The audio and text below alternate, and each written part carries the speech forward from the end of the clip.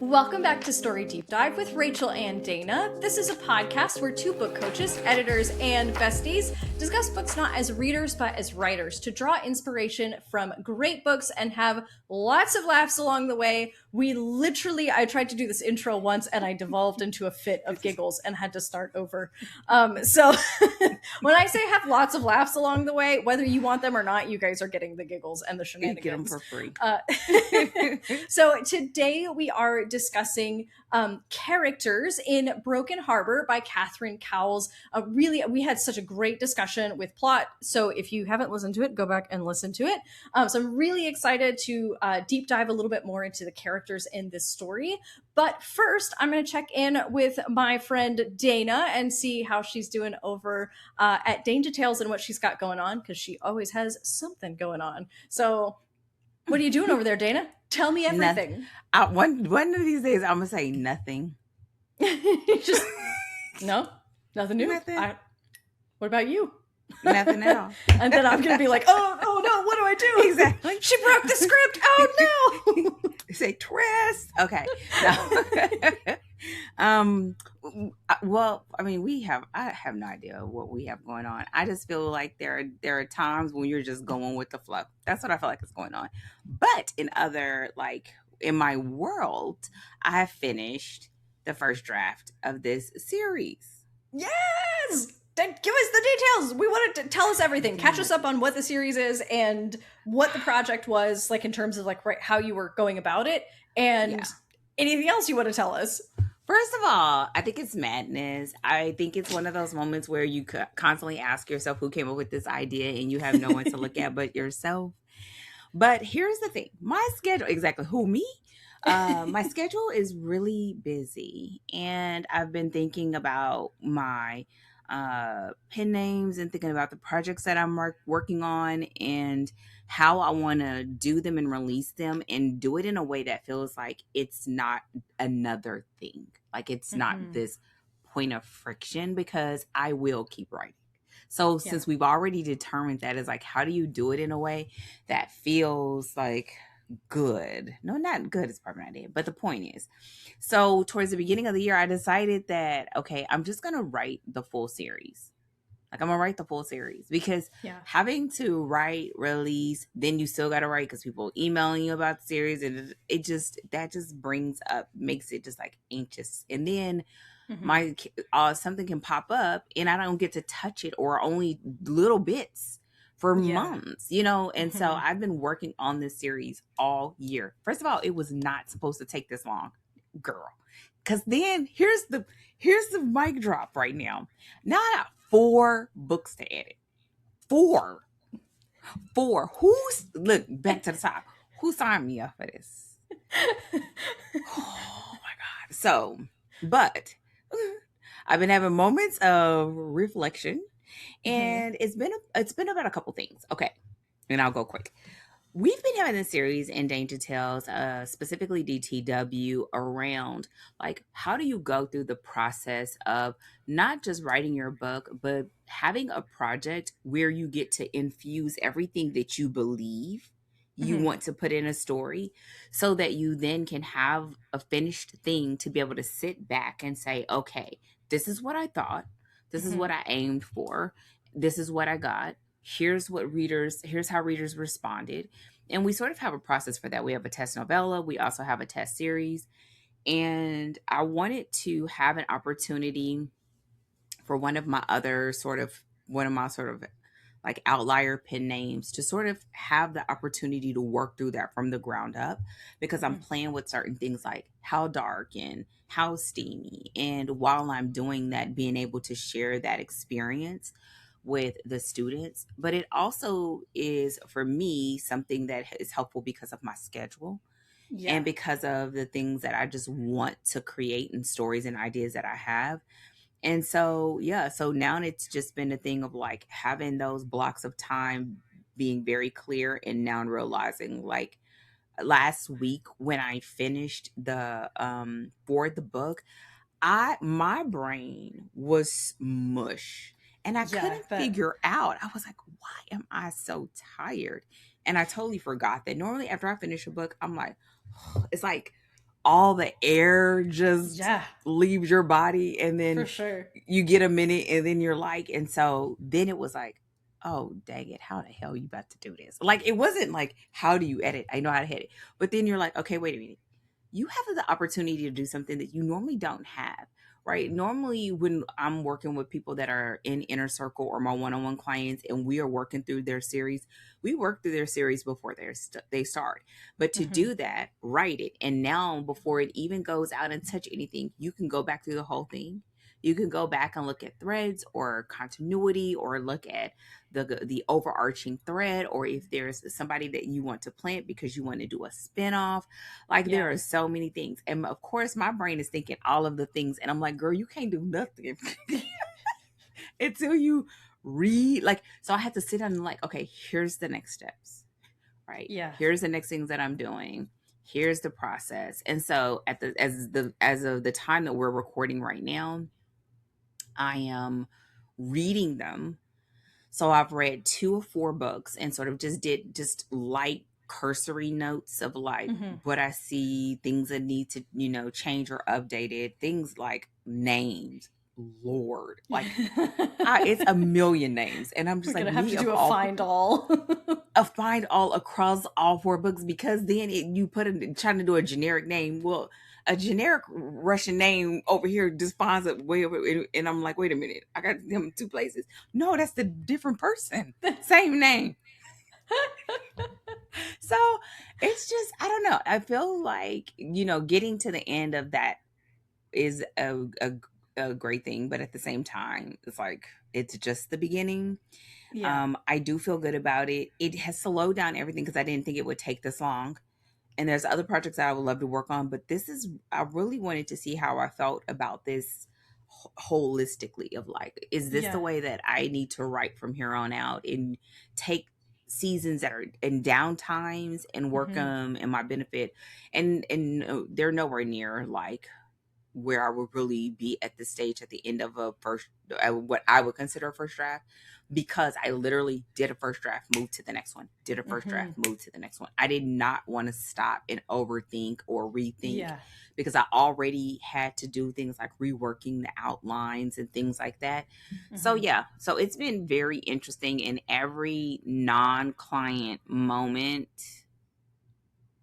is going into figuring out what I have.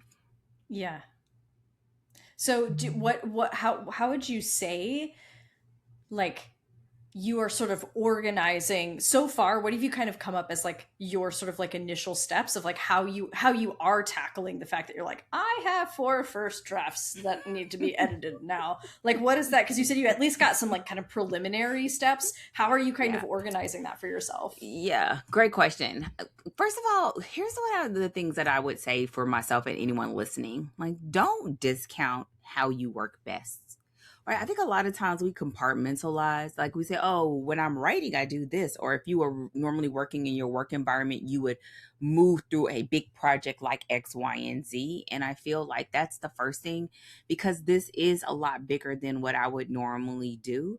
And they're full length projects. So to go through and say, okay, so a couple things that I've sort of decided was, number one, I'm reading from top to bottom. And Mm-hmm. as I read from top to bottom, it's not about like making like the little things that if you were marking up a manuscript that you would mark up, but looking at big things, so that once I drop down into the individual book, I can cop a squat there and just work on that book without Yeah. bumping into the other books or disrupting the other Mm-hmm. books. Another thing that I've taken on is using dictation a lot. I orally process a lot. It is a tool for me. I've always been that way. And I think now that you have technology that can be helpful in that regard, I do that anyway. But now, like, after I read the story, I have the notes, I talk through what I see, things I need to change, questions that I still have, think ways to make it better, stronger. I needed a second character here, blah, blah, blah. And taking those notes and being extremely organized. I have to be extremely organized because Yeah, I'm for sure. already a person that I mix up names, me and names. So to have all the Oh no, you're kryptonite, and then you multiplied it by 4. listen, It is so my if you saw the folder, it is so meticulous because I have to be able to dive in, work and move. Dive in, work and move. So that and the plan is sort of like marching out like how much time I'm going to give myself to read and just literally just reading and then start working through like what the notes look like at the book level. And I'm Hmm. hoping by the time that I get to the final book that I also can see some things that I maybe didn't see when I was in the writing phase, which usually Yeah. happens over time. But because Hmm. I take so much time to plot, I usually kind of even know some of this on the back burner, but I'm Hmm. hoping that I can do some other things like really locking in the backstories, really working on things like the interconnective nature of the main male characters, like little stuff like that that you just don't know until you write the characters and know Hmm. how they operate. Making sure there's a significant enough difference and balance between the characters across the series, stuff like that, that is more that can sort of adjust at the book level. And this particular book, I helped myself a lot because I didn't introduce the other characters till the end of book one. So it's sort Mm. of it's rolling versus it Yeah, being they yeah, had this whole big history that I did not want to have to carry all of that yeah. through. So stuff like that that I feel like it's really good. And then I guess the last thing I would say is like continuing to put in my mind that this is a V1. This is a V1 in that Hmm. if this is something that I find is just beneficial, and I would, for the record, caveat, if you've never, don't do this. If you Oh don't man. know, this is not the way to do it. Like the fact that this is a profitable pen name that has already done well, that already has an audience, it works in my favor and I know it Hmm. well enough. And there are some core things that I'm really trying to test with specificity that I'm doing this, but I would not recommend it. Now, if you're somebody like me or you're someone that you already had your books and you sort of bank books and you want to just write and have your series ready while you're releasing another series, I think that Hmm. is a great way. And it kind of has its own sense of um you sort of can relax. I mean, Hmm. and I say this to somebody that a lot of your clients like they're sort of like they're not relaxing, but you kind of just you write work on the book until you're done working on it and then you're ready. Yeah, But for my clients, they have people waiting on books. You are yeah. trying to move, and Hmm. so it's a sort of different headspace. For So sure. having that and knowing that once I'm ready, the likelihood that all four books will be ready and I can do a rapid release or whatever with no problem. Yeah, And I don't have to stress about it. All I have to do is do what my team already does on the marketing. yeah. The thought of that is enough to weather anything. To keep you going. Oh, girl. Yeah. So, yeah. So we shall see. I'm still in the thick of it though. The great thing too, oh, this other part you didn't ask me, but it just came to me. I feel like I love the stories. I love the stories, and that's always a Yay! great thing. There are things that I noticed that feel like there is differences because I was concerned that doing it back to back would make them Mhm. feel the same because it Yeah, yeah, feels like because a you don't like to continue hang out in the same story for too long. Like you want to move on, and so the possibility that being inside the same series would feel that way. Yeah. that, and also the fact that you feel like you're in the same world, and then you don't realize, but you're writing the same story with different people. You don't want that either. Mm-hmm. Right. Right? It has to have a sense of difference and that people are going to want to move through.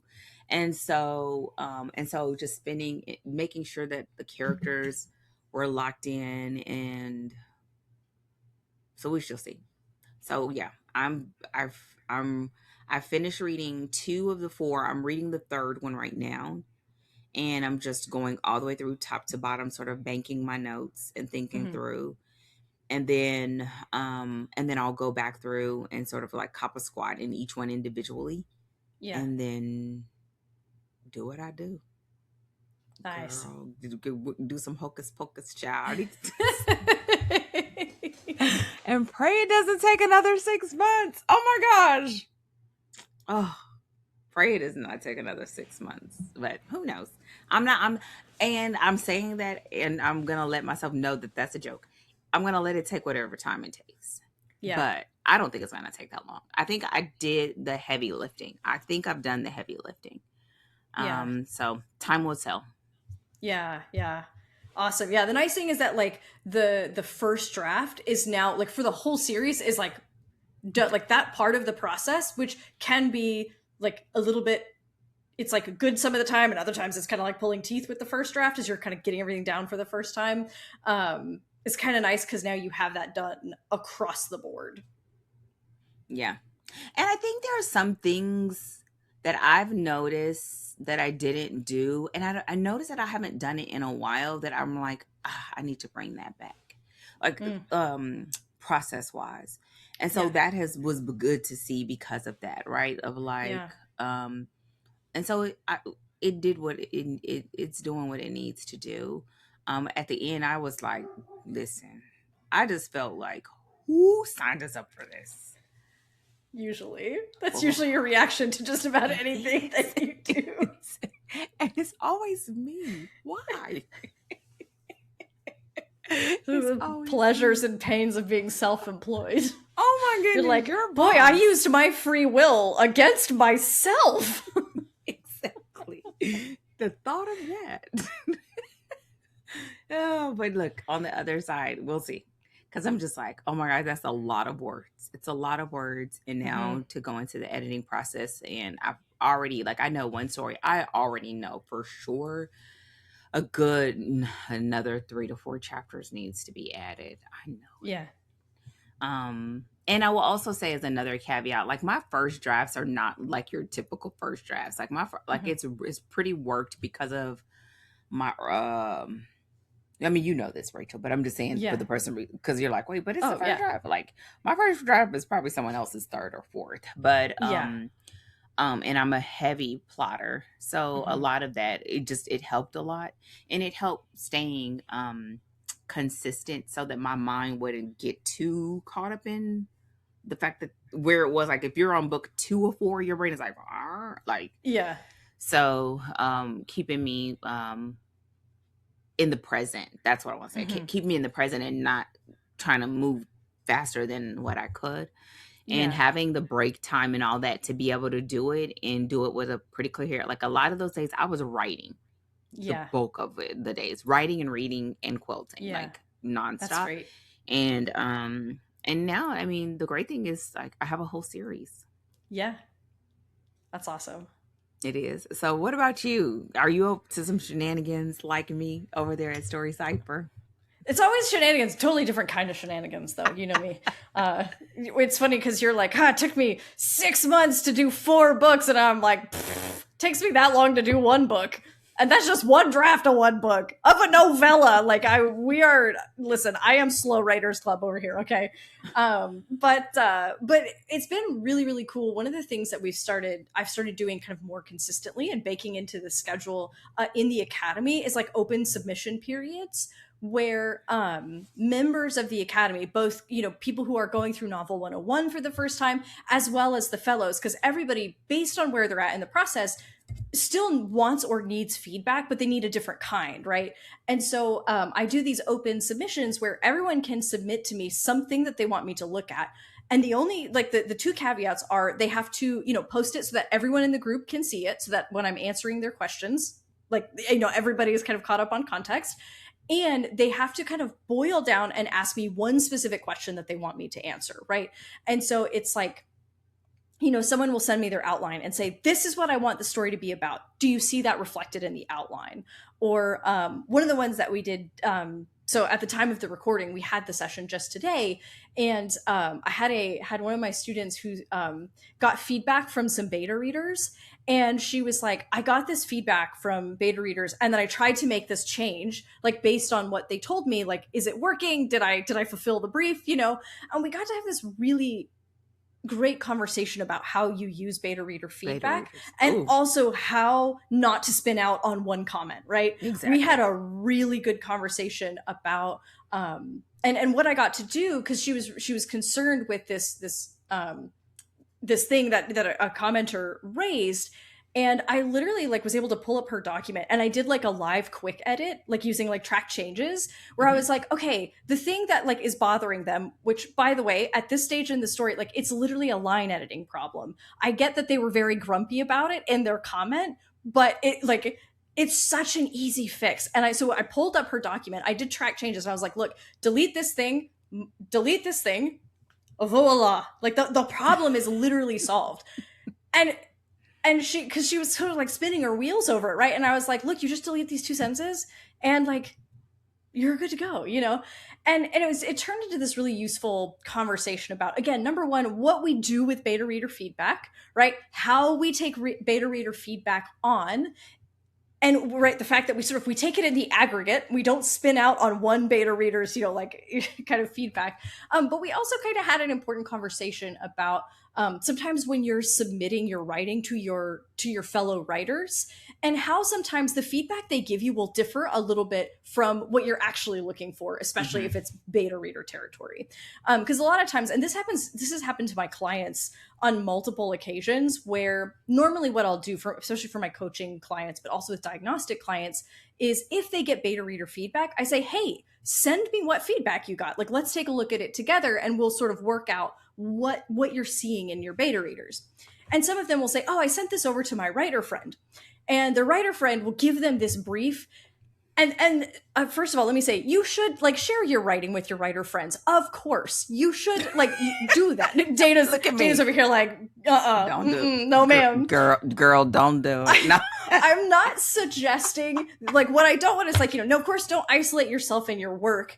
But what will happen, and I've watched this happen on multiple occasions, sometimes your writer friends, because they've read craft books and they're also trying to do their own stuff, sometimes they will attempt to, instead of just telling you, hey, this scene was boring, which is kind of like the rough version of feedback that you're actually looking for, they'll try to diagnose the problem.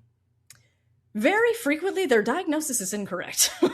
I've had so many of my writers on the brink of derailing because a writer friend was like, oh, here's what's wrong with your story. And I'm like, babe, no, hang on. I need you to walk it back. And it's like, there's maybe like a kernel of truth that it's like, hey, this is actually what they're seeing. And this is actually what's true. So we're going to pull that out and then we're going to work a solution together. This is what I am here for, to help you find the solutions to your story problems. But it was really helpful because I have this, like I said, happen all the time with my writers where they also have writer friends and they pass their writing around. And sometimes the feedback they get is actually unhelpful because their writer friends are not giving them the feedback that they need.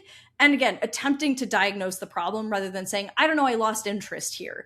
And those are like the kind, right? I didn't find this convincing. That's the kind of feedback you're looking for from beta readers, not here's what I think is wrong with your Act 2 climax and how I think you should fix it. This is not what we want. And so it was, like I said, a great conversation about that. But then also, like, because I just did like a live edit where I was like, look, and like problem solved, right? It was like, oh, I was spinning out over something that's actually a really quick fix. And it was kind of illuminative for the entire group, which is why I do open submissions like this, where the whole group gets to share their questions and see their fellow writers kind of working through problems that they all either have been through, are going through, or will go through. Right.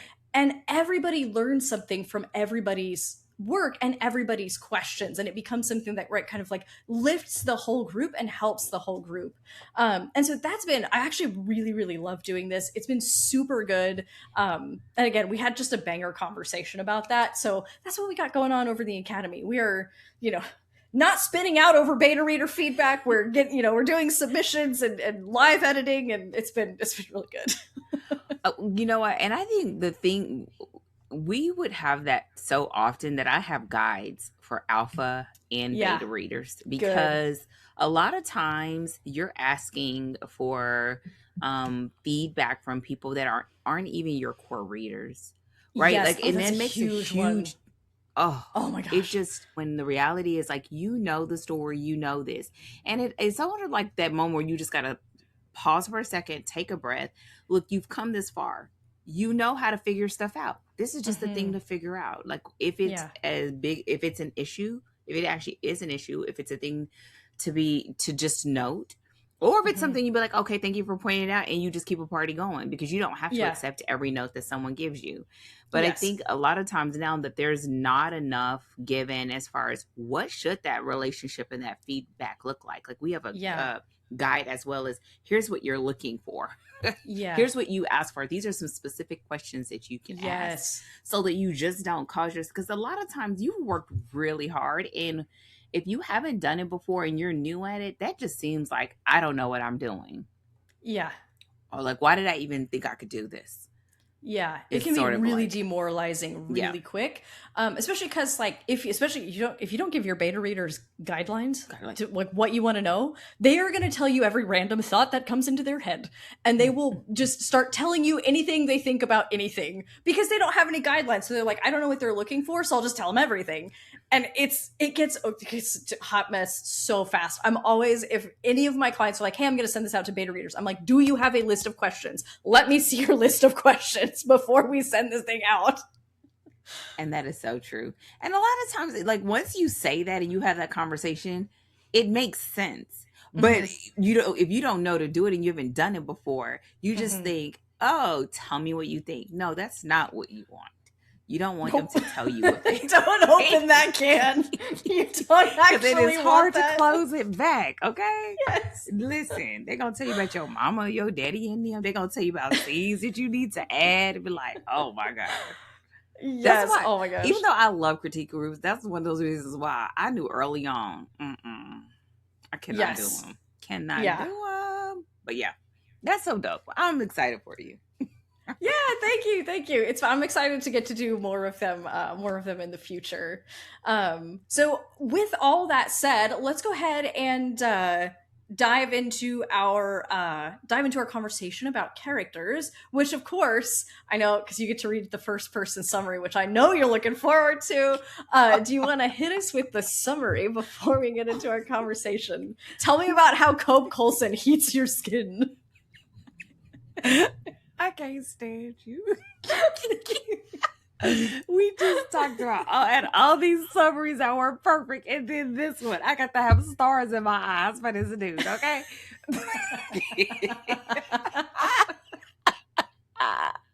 Okay. Oh my gosh. Oh, I love Rachel. I really love Rachel. I get the sense that Dana is often having to remind herself, I love Rachel. She's my friend. We are friends. We are friends, right? I do like her, right? Oh my gosh, here we go. Okay. Since the moment our lives fell apart, the only thing that mattered was making a good life for my son, a life where he was happy and safe. I just never expected to find that safety with a hockey player known for his brutal dominance on the ice and his recklessness off it. But Cope Coulson is so much more. The gentle way he makes sure we're okay, the playful care he shows my son, the way he truly sees me. When my life comes apart yet again, it's Cope picking up the pieces. Now we're living in his house, eating his incredible chef-worthy meals, and it's not just my son who's falling. It's me. Because when Cope touches me, I lose all sense. I'm no longer thinking about staying safe. I'm thinking about how my skin ignites with every glance, how I come undone with the barest brush of his fingertips. And when we give into temptation, I'm lost. But Cope has secrets, and so do I. And when the forces from our past emerge from the shadows, there is nothing they won't do to end our happiness once and for all. All right. So basically, in summary, everybody, Cope Coulson's got it going on. All right. You got me. I don't know what happened for this episode, like this series of episodes, but you just got me extra spicy today. Like this series, I'm just extra saucy. That's just you. That is just you. Don't blame I'm just all. being Rachel turned all the way up. It's turned up. This is why you don't need a vacation. You had too much rest or something. It's like she is supercharged. She is too much of everything that she is on a normal day. Okay, as if you need help. As if she needed more. So let's go ahead and get a high level look at what are some of the things that you want to make sure that we cover in our conversation today.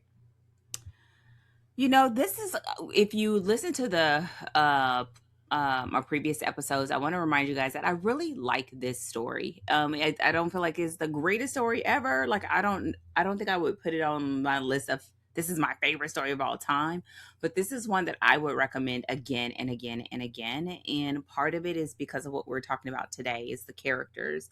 And so I absolutely would love to talk about the characters kind of in a general sense of Sutton being sort of like an everyday kind of woman, right? She's a single mom.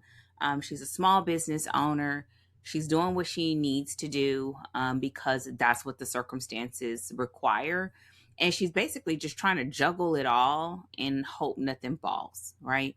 While having sort of this cloud over their lives. And then we have Cope, who would be like your alpha sort of protector. And the thing that we like about him are sort of the things that you would normally get from a romance.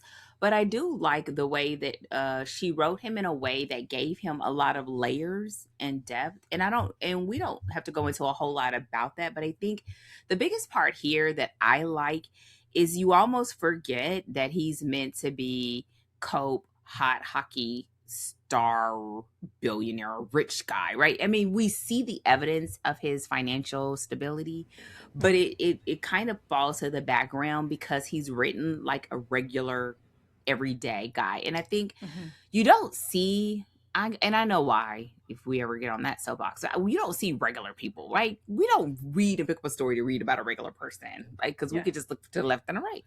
But but it makes them feel relatable, touchable. And I think this is a really great thing. Luca, listen, I love this kid, but this we've talked about this before of like having kids in stories. And this is one of those moments where the two of them would not be in the same space if it was not for him. And also, I absolutely love the way, because of the age that she placed him, that they were able to sort of approach some of those trickier topics and get his way in. And I thought that was really, really good. Yeah. And I don't know. I think that's all I'm going to say. There's one more thing, and I don't know if there's a way to say it without having a spoiler alert. I really like that in a lot of ways, you don't see the twist coming because it does have to do with characters, and that you never forget that the antagonist is out there. Yeah. And so those are sort of loose and sort of bundled together. But I think it really pairs well to what we talked about last week because she did it well. But, the fact that, we don't forget that the antagonist is there, and the fact that that she just brought all of this together, and it made for a really great small town romance while having the benefits of those other things: single parent, hockey player, found family, like all of those dynamics that are rooted in the characters, setting up characters, highlighting old characters. Like she just did all of that. And so this all the way around, this is a great thing. And the final thing that I will say is just like, I think the way she played opposites, because usually in romance you will have opposites. You rarely have characters that are alike, but I think that's the truth of most good couples. Here, the differences are a little bit different. It's not just, she's humble circumstances and he's a superstar kind of vibe. But, she's a skeptic. She's just like, she's looking out for the next shoe to drop. Anybody is a conduit of stuff because she felt so happy before and was sort of rug was ripped off and under her. And I feel like for him, he had enough of a good thing with his family that even though it took a lot of healing on his part, he still knew what it meant to stand in that awkward place while she worked it out. And that's what I love about them as a couple. So I don't know if we will get to that, but I think it makes for a very interesting conversation at another day and another time about how can you play with things like opposites, right? And not the obvious, right? This is where we get like Grumpy Sunshine or age gap, older, younger, or May, December, anything like that. But here, it's an opposites on another level. It's almost like an opposites underneath their representative. And that becomes the version of them that they're working on. But it also makes of them a really good pairing in how they work together. And so overall, I feel like this was a really great story when it comes to character development. really good. Yeah. And I'm going to be just kind of like sticking in some of my stuff kind of along the way as we go. But one of the things that really stood out to me when I was reading the story, and we will get specific with the family dynamics in this story, but I find romances in general are a great place to look if you want to write sort of these believable positive family dynamics. Mm-hmm. I think that romances, I've seen this repeatedly in so many of the romances that we've read where, positive family dynamics are a factor, writing them in a really convincing way that feels kind of lively and special, but also believable. And it doesn't feel sort of like saccharine or where you're like, ew, nobody exists like that. Like, stop. And so I think that this story is another great showcase for that. And then this doesn't fit neatly into plot or characters, but I just want to talk about, kind of connected to that too, how you handle flashbacks and memories in meaningful ways, because that's another one that I think is really easy to get wrong, and to Mm-hmm. kind of see, to use this story as a reference for how we can do that in a convincing way that tells the reader actual meaningful information instead of feeling like arbitrary or meaningless, essentially. And then finally, and this is going to kind of connect into what you were sort of talking about, like Sutton and Cope, is how you sort of it is kind of how you're playing with those opposites, because in this story we really have two characters who kind of have the same relational bad habit, of, right, they're taking care of others and they're not asking for help, and they like take care of others but then keep them also at like arm's length when they need something, and they do that to each other, and then both of them are kind of, but it's anchored in a different wound for each of them, Yes. right? Like, it's Mm-hmm. coming from a different source, and how that kind of works in the story, and what makes that kind of interesting. So I figure we might as well just kind of start at the top with our protagonist Sutton, and sort of how she sort of shows up on the page, and then anything, of course, that you want to transition into how that translates into her relationship with Cope as well. Mm-hmm. I want to back up just a tiny bit. I almost feel like your first point would have been a great one to kick off with because it folds into this, but I'll say this. Um, this is one of those stories where it's sort of a great reminder if you haven't read it, right? That Sutton is a single mother. Her son is Luca. We see in the prologue that something sort of traumatic happens to them, and it causes Mhm. them to move to a small town. And the bulk of the story happens in the small town.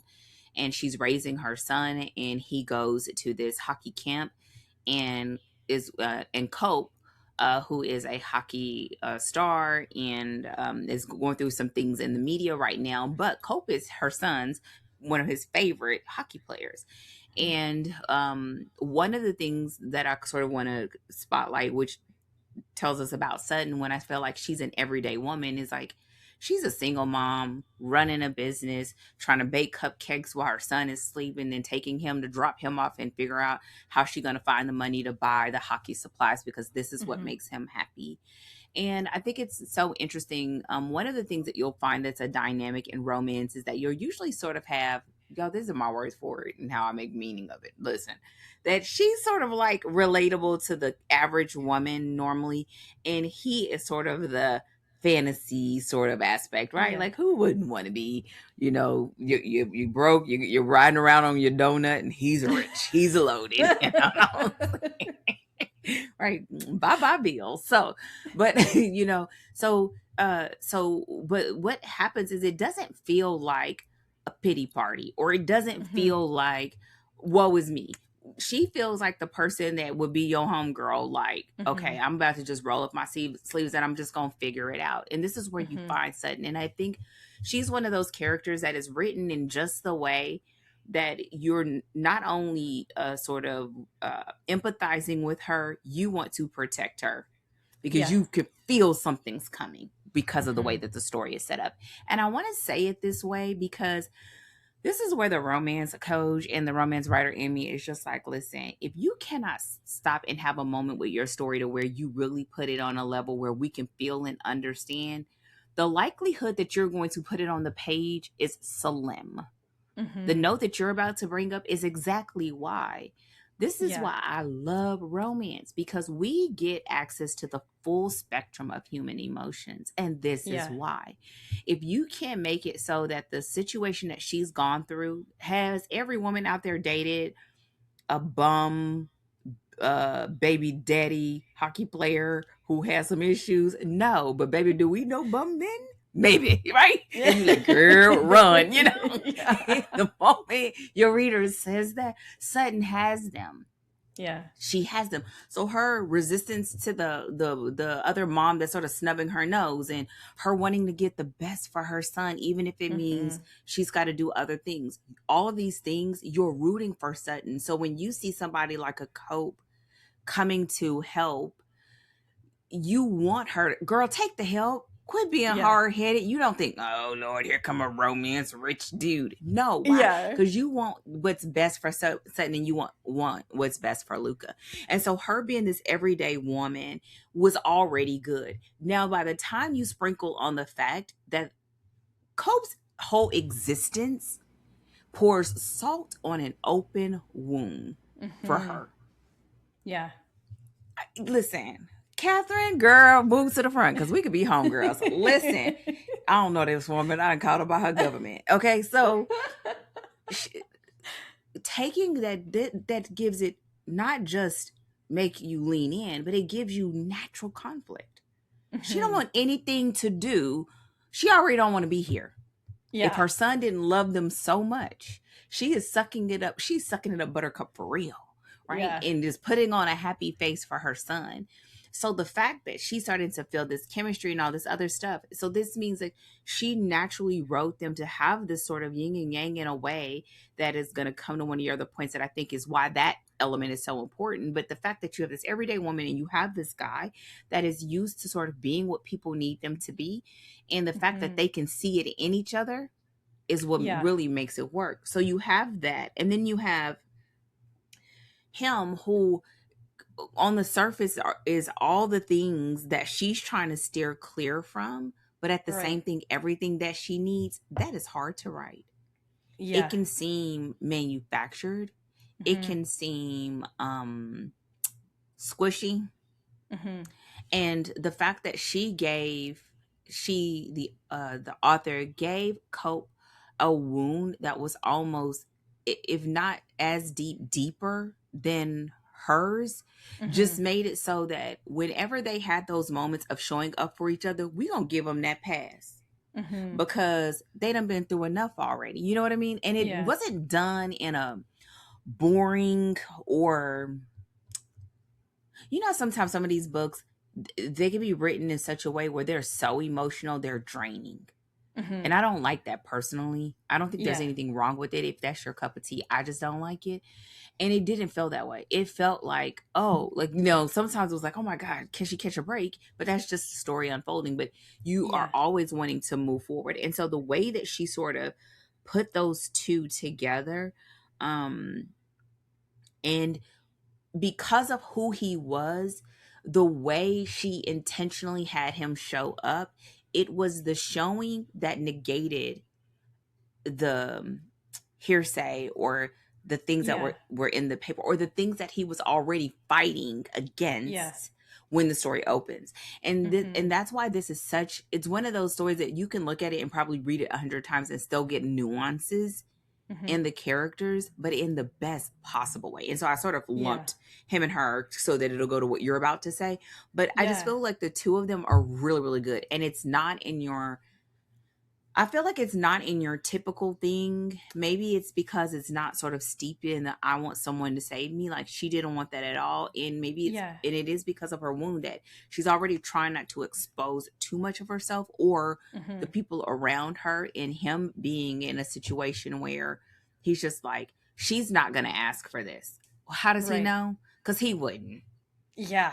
Right. And so it's like, no, I just got to do X, Y, and Z. And this is where you see like the found family thing just sort of like, oh. So anyways, so I say all this to say Very great, really great protagonists.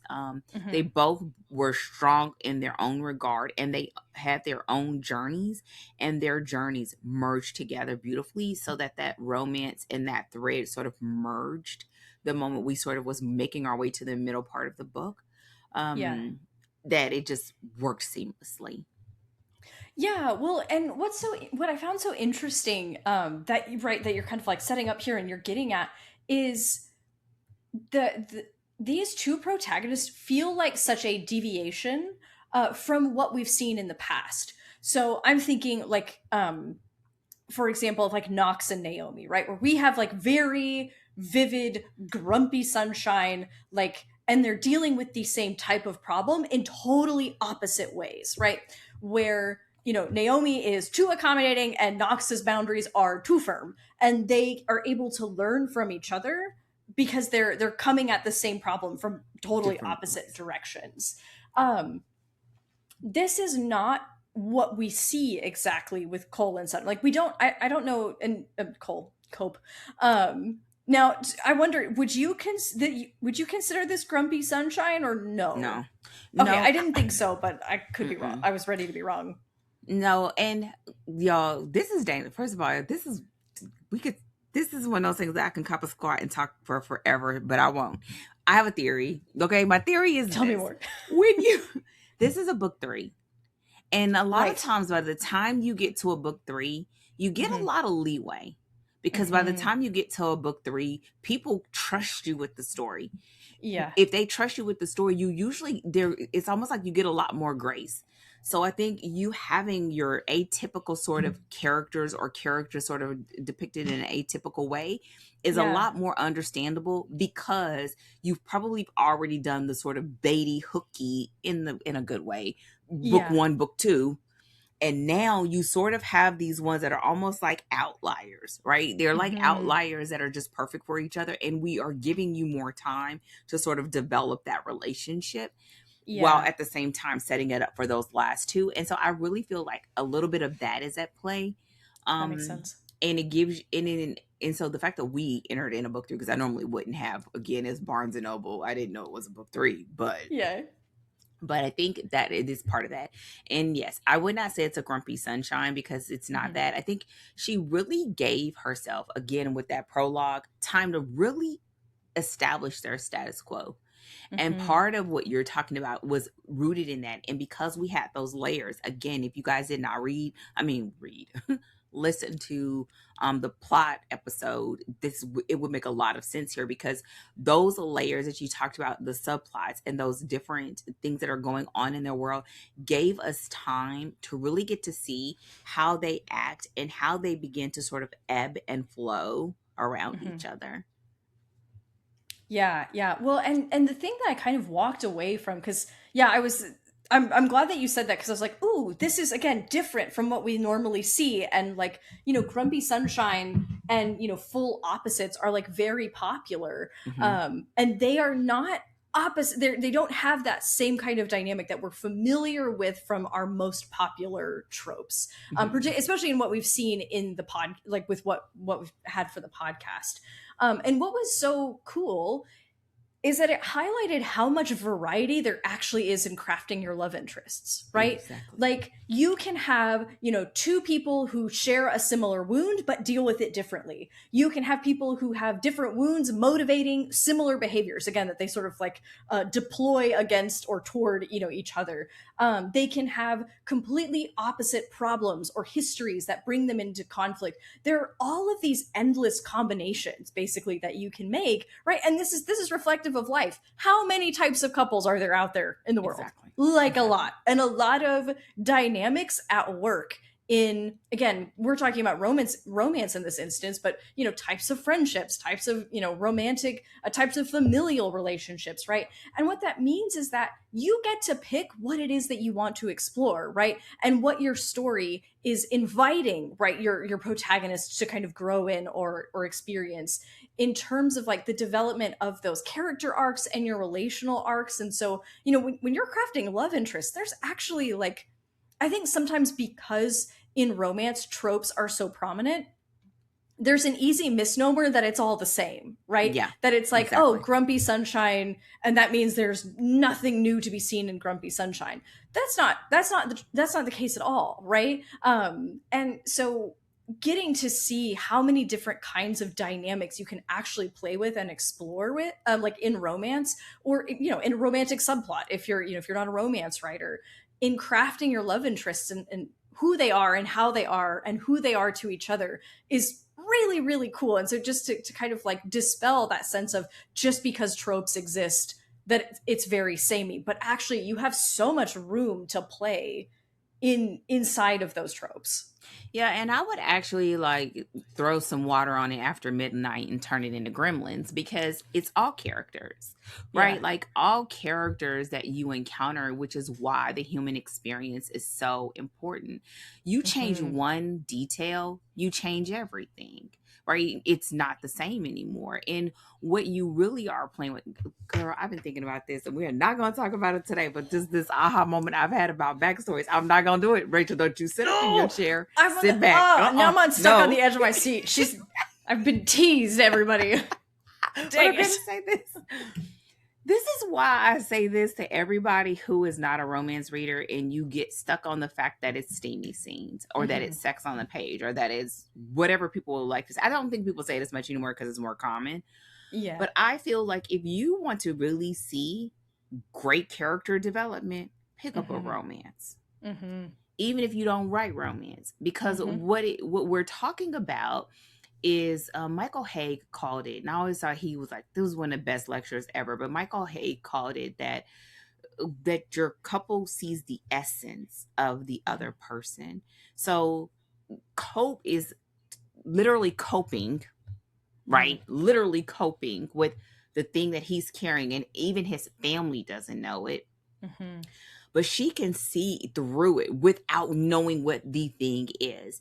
And there's Mm-hmm. something about being seen and not being called out on your ish and just being able to be like, okay, I'm not in this thing alone. So that when you then get to the point of unpacking it and getting to what we talked about last time, that it Yeah. makes for an environment that they can unload the thing that has disrupted their entire lives.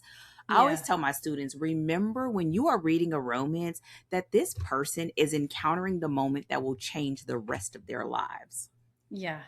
It's so good. Somebody who has been with their I have been with my husband married almost 30 years. We dated for 5 years before we Woo! got married. Me seeing this young man sit across the tree across the courtyard, who knew? Yeah. Changed the rest of my life, right? Yeah. And it seems crazy when you think about it, but that is what the space that you're writing from, right? That Yeah. this is something that changes the rest of their lives, that it Mm-hmm. helps them to see themselves differently. It helps them to heal from something that they've been carrying. She could not help him heal from that. She could Mm-hmm. help navigate him towards having the conversation that she knew would Yeah. free him from the burden. Mm-hmm. And Yeah. so when you have good sexy hot times mixed with all the cute kid and cupcakes, and then you have this like heartfelt mom embracing her son, her getting rid of that baggage and being able to live her life, you're like, I can do anything. Like, who Right? doesn't love a happily ever after? And Oh so man. that's what this book challenges you to do and see, but it also challenges you to see characters as multidimensional, right? Mm-hmm. It's not just them in this relationship, but it's all those things that make them that's a pro and a con, right? Mm-hmm. We see the things that made him, that made him a protector, that made him a provider, that made Mm-hmm. him a good spouse or friend, then spouse. But you also saw the things that sort of was holding him back. The fact that he wasn't communicating the way that he should, the fact that he Yeah. was carrying a lot of things on his own. And now he's in a space where he doesn't want to do it anymore, even to the point where they kind of got in that tiff and he sort of made her feel bad that she didn't want to and she couldn't communicate it because, all these Yeah. things. We see the things that also caused previous relationships to spiral, but that other Mm-hmm. person is calling them on their ish, Yeah. like that's not cool. So we see that, but the only way we see it and we believe it. Mm-hmm. The only way we can see it is if it's on the page. And the only way Yeah. we are going to believe it is if you've left the appropriate breadcrumbs. Mm-hmm. And those breadcrumbs connect, Yeah. right? And she does that here. Like Absolutely. like slam dunk. Yeah, absolutely. So I wonder, because we kind of got a chance to talk about like Sutton and Cope and sort of their sort of relational dynamic and them as kind of individuals. Do you want to talk a little bit about the role that Luca plays in the story? Because he really is kind of, this story doesn't really exist without Luca, right? So No. the things that Sutton does, he is her whole entire motivation, right? So it's driving her to make the decisions that she does. So he's not just like cute kid set dressing, but is actually like an integral part of what makes this story even happen in the first place. Mm-hmm. This is just a great kid. I think she picked a great age for him to Mm-hmm. be understanding and to be independent and even to sort of challenge his mom in some ways. Also, here you sort of feel like he is a catalyst because she wouldn't have ever gone to the hockey thing because she didn't want to be anywhere near hockey. Yeah. And we see that all the while, like he is always sort of the motivating factor until she starts realizing that she matters too, right? That Mm-hmm. she matters too. The other thing that I really love about him that like he's not just the one for the cute one-liners, Yeah. right? There was a couple of those moments I was like, "Oh, that was good." He's Like like when he was in the bringing the car, wisdom. or when he was in the car and Cope could see that something was off, Yeah. and it brings up the whole thing of how much kids see and how much Yeah. kids experience that Mm-hmm. adults can discount. And so I Mm-hmm. feel like she used that, but in not a but she uses it in a way that makes it so that their issue here is never the sort of easy road out, which is lack of communication. There's a Mm-hmm. lot of communication going on here. And Yeah. so that one doesn't sort of become the scapegoat. But I think what it also does is it makes her, she wants something better for her son. And therefore, that means she must want something better for herself. Mm-hmm. It's almost like you have to, how would I say it? Like, She's been Jedi mind tricked into exactly. taking care of herself. Yes. Yes. That was a great way to say it. And she needs, right, because she wants it, but she wouldn't have accepted it because Yeah. accepting it is how she sort of in a lot of ways got here in the first place. So Mm-hmm. it was a necessary thing. And this is kind of this is the last part I'll say about this because I could talk about it forever. It makes me think of one of your mind maps and me and my whirly birds, where Yeah. when you get ready to pick characters like this, really think about it. What Mm-hmm. is it about this character that brings out the best and that challenges the other characters and the environment? When Mm-hmm. he asked her about what happened, man, I was like, is she going to tell him? And she Yeah. still had to do it in a way that felt like, in my mind, like that was the truth, but that was also classy in a way, or that was in a way that a good mother would do that because that's still his father. You know, Mm-hmm. things like that. Yeah. When you see that, I'm gonna back up one small pace. I would bet a great portion of romance readers are or have been single moms. Mm. If you think about the dynamic right now Mm-hmm. of the world, right? Of Yeah. women that either have been married and divorced or had kids, single parents or whatever. Mm-hmm. So, can you imagine how many women would be like, "Oh, I wish I could just have just a conversation and just," or Yeah. "Man, it makes you want to think about it differently. You don't got to tell them Yeah. everything, but tell them the truth." Right. Mm-hmm. And then I'll come back to the other things when you're a little bit older. And I feel like that makes these kinds of stories so much more than chandelier swinging. Like that part is Yeah. good too, like to see that the full scope of a relationship, but Yeah. having him there and her needing to encounter that, and then once again being a moment where somebody like Cope and his family dynamic made Mm-hmm. it feel like a non-factor. And that was Yeah. necessary, right? It was Yeah. necessary. He's not scared by a patched together family. Mm-hmm. He's used to it. That is his family. Yeah. And you are, when he realizes they're getting this family, and it's like, I'm Yeah. like, girl, I was like, if I cry, I'm gonna be mad. So yes, so great kid, great model of how to do it. Do I feel like every kid in every story is going to be like this? No, but it brought the laughs, and it brought the seriousness, and it brought in parenting, and it brought in kids just wanting to have fun. And also sometimes his ability to express the very thing that Sutton wanted to say. Yeah. But you don't get to say that as adult. Like, I just want a family. Yeah. He's just like, oh, wait, we can have, this is our family, like, and this is Yeah. something she would want to say that, right? But we're adulting, we're paying bills, we're, drinking our water, minding our business. And here is this cute kid that sort of just allows her to just have fun in the moment. Make it about cupcakes and cookies, right? Make it about hockey and having fun. Yeah. And even giving him his own story arc, and having those low moments, and having to come out on the other side and understanding the importance of family, Yeah. Great, Absolutely. Great. Yeah. And this is like a great kind of just opportunity to talk a little bit about those family dynamics, right? Mm-hmm. So,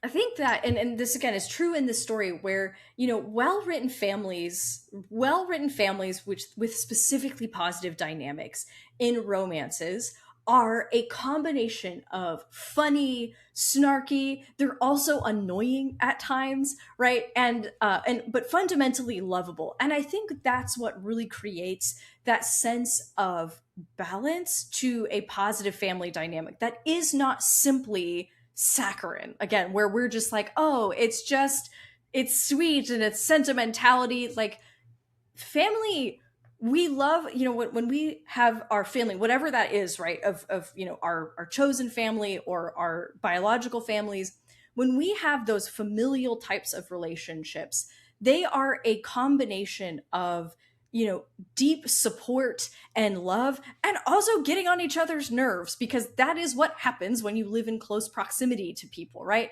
And so this, I love this family that Cope is a part of, because, and they have like real specific like mannerisms, right? So like, we've got our one aunt or grandma who is like, she is a party animal. She is getting it all, wherever she can get it, she's getting it.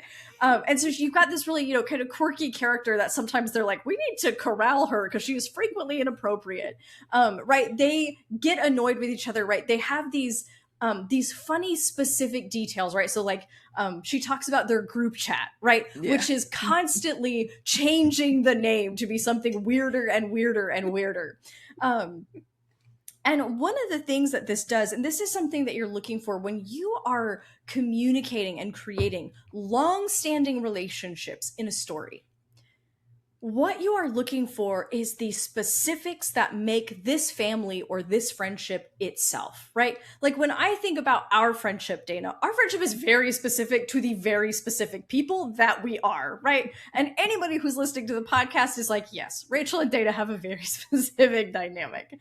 But that is what makes those dynamics memorable, and what also actually connects your reader to them, right? Because they're specific to the people in them.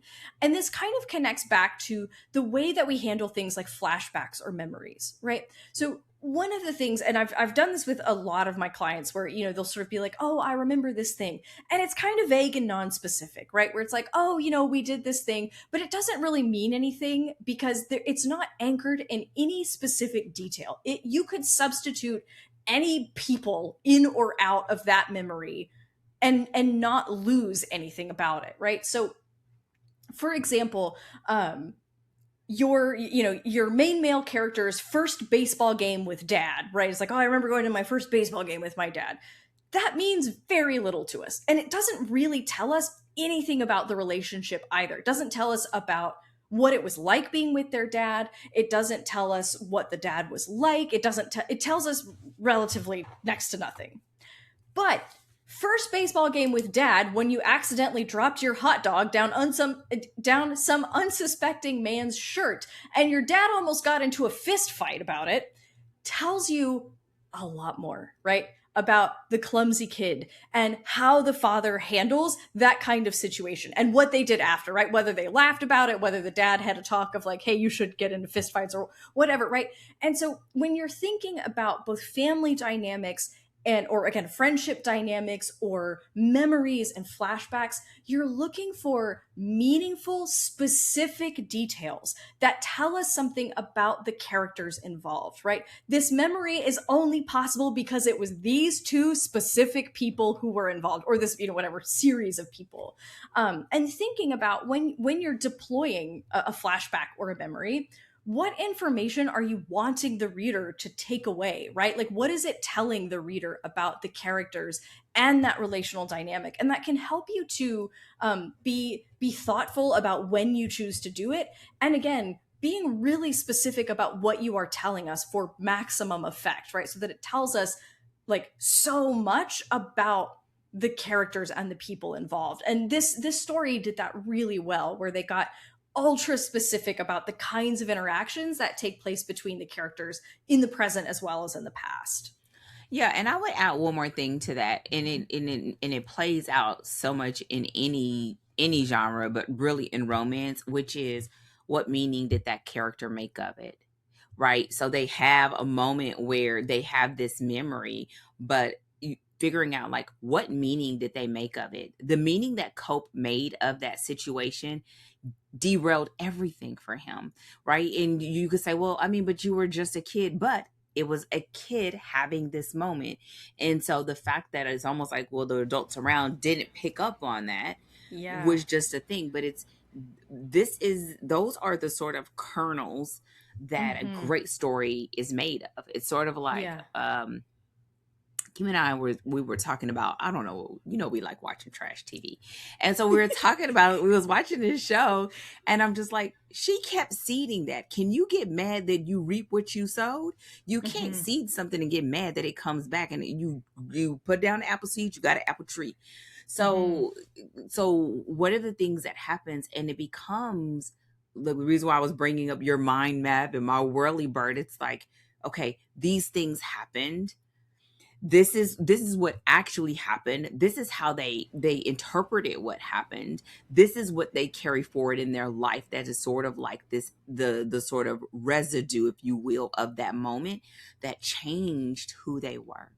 Yeah. And a lot of times you giving that is because what you're trying to do in essence is give context, right? You're giving this, because a lot of times the things that we believe make no sense to your adult brain, because you wouldn't think twice about it as an adult.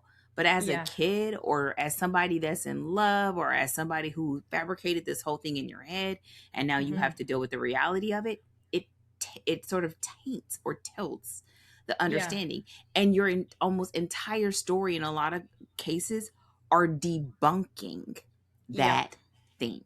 So it's not just telling me some backstory because you think it's clever. Save that for somebody else. Do that for coffee talk. Yeah. Give me something that is really showing me who this person is and how they see themselves and how they see their circumstances, and how this love can help them to get off and under this boulder that has rested on their chest their entire lives. Yeah. Sign me up for that 10 times. You know what I'm saying? So good. Yeah. Right. And so that's when you start, you sort of got my backstory spilling away. But that's what it is. And I think a lot of times what happens is, as writers, we just see it as clever information to put in there. Don't get in that trap. That gets boring, right? Like, give it some meat, give it some depth, give it something that helps them change how it fundamentally changed who they were. And a lot of times, again, seeing stories like this or looking at your own life, seeing that there was this one moment, and once I saw this, I could no longer unsee it. Now, and as you get older, you can process it. You can get counseling. You can have great friends. You can have great relationships. But even all those things still do not take away what you thought about it. You just have a better way of either coping or handling it or compartmentalizing it. And Mm-hmm. your characters are no different. It's just, Yeah. and it gives you great fodder to work with Mm-hmm. if Yeah. you don't stick with the surface level. You do those things Yep. that you're talking about, right? That you find Mm-hmm. out like what happened, make sure that it's meaningful. What do you want to tell the reader? What meaning did the character make of it? How did it Yeah. change them? How did Mm-hmm. they handle it? Like, what Yeah. story did they make up about themselves because of it? You see Yeah. this a lot. Kids, divorce. How do you get Mm-hmm. to the point where my parents divorced because of me? That's Mm-hmm. that's just in your youthful mind that you put Mm-hmm. those dots together. You wouldn't necessarily think that as an adult. So things like that, you almost have to go to that sort of childlike thinking when Mm-hmm. you're at the fundamental aspects or at the heart of your characters. And in this story, we sort of got to see the wound for Sutton, even though there was other things that led up to it. That was sort of the culmination of it. Mm-hmm. But for Cope, we didn't, right? We Mm-hmm. didn't. And it sort of had to come out, and it came out through his Yeah. actions, through his interactions with his siblings and all of Mm-hmm. that. And again, this goes back to what said in plot, tells you the type of scenes that you need, the types of Yeah. discussions that need to be had, and the Yeah. types of obstacles that the love interest is up against in order Mm-hmm. to have a wholehearted, full love that is open, and that other person feels so safe in that relationship that they can share that peace that they've never shared with anybody else, because that is Yeah. also a part of what romance gives. Yeah, absolutely. Absolutely. That's so good. So were there any other points you wanted to make sure that we covered in today's episode before we wrapped our discussion of characters? No, we've been talking more than enough. The final thing that I will say this. When we're talking about this and having this sort of, this is about this story, but I think it's more so about what we're bringing to the light about characters, is about once you start understanding that this is the perspective that your characters are coming from, this is who they are, this is who they believe they are, this is who they are without the weight of that burden, then Mm-hmm. it's our job as writers to drip that out, right? Yeah. Dumping it gives you a lot of words, but it doesn't actually serve the story, because Yeah. nobody just changes overnight, right? Like, Right. you need those instances, and the more that you understand how to drip it out, the more you understand how to show the transformation that is happening. Yeah. See, you help yourself doing that Yeah. little bit of extra work. Go ahead and do that little Mm-hmm. mind map Rachel like to do. Go ahead and do that little world of Love a art. mind map. You know, Love a mind map. listen.